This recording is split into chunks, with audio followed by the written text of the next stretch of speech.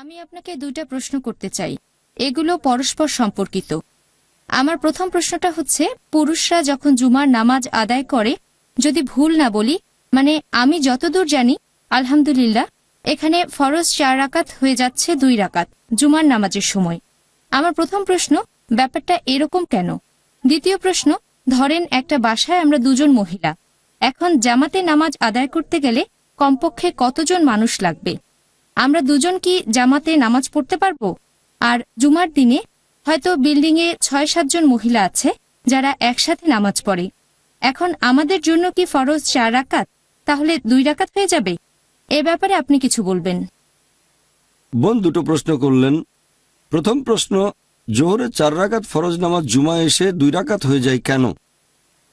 জুমা হচ্ছে শুক্রবারের জোহরের নামাজ, এখানে বেশ কিছু শর্ত আছে জুমার নামাজের শর্ত। এখন 2 রাকাত হলো কেন? 2 রাকাত হয়েছে তার কারণ জুমার নামাজের সময় খুতবা দেওয়াটাও প্রয়োজনীয়।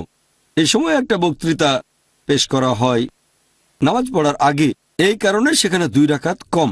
কারণ এখানে আমাদের শুনতে হবে সেই খুতবা, জুমার নামাজের খুতবা, সেই কারণে 4 রাকাত নামাজ কমে হয়ে যায় 2 রাকাত। আপনার দ্বিতীয় প্রশ্নটা নিয়ে বলি যে জামাতে নামাজ পড়তে গেলে কতজন মানুষ লাগবে। যদি বলেন সাধারণ জামাত, যে কোনো নামাজে কমপক্ষে 2 জন লাগবে। সহিহ বুখারীর একটা হাদিস বলছে 2 জন মিলে জামাতে নামাজ পড়া যায়। তবে জুমার নামাজের ব্যাপারটা আলাদা। জুমার নামাজের ক্ষেত্রে আরো কিছু শর্ত আছে। জুমার নামাজ আদায়ের সময় খুতবা দিতে হবে, তারপর থাকবেন একজন ইমাম।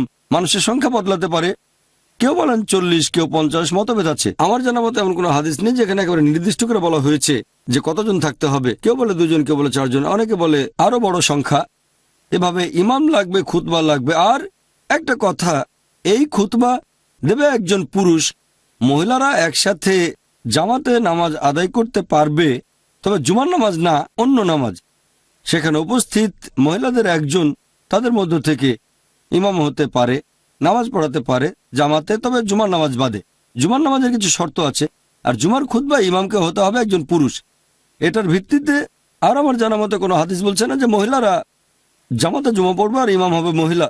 একটা হাদিস আছে, হযরত আয়েশা, আল্লাহ তার প্রতি সন্তুষ্ট থাকুন, তিনি মহিলাদের নামাজে ইমামতি করেছিলেন, আর সেটা ছিল সাধারণ নামাজ। তবে কোনো হাদিস বলছে না যে জুমার নামাজের ইমাম একজন মহিলা, যেখানে আছে শুধু মহিলারা। আশা করি উত্তরটা পেয়েছেন। তাহলে 2 জন মহিলা জামাতে নামাজ পড়তে পারে জুমার নামাজ বাদে, তার মানে কমপক্ষে 2 জন মহিলা অন্যান্য নামাজ জামাতে আদায় করতে পারবে।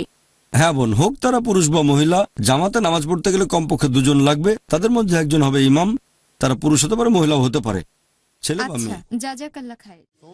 ثم تولوا عنه وقالوا معلم مجنون إنا كاشف العذاب قليلا إنكم عائدون يوم نبطش البطشة الكبرى إنا منتقمون ولقد فتنا قبلهم قوم فرعون وجاءوا رسول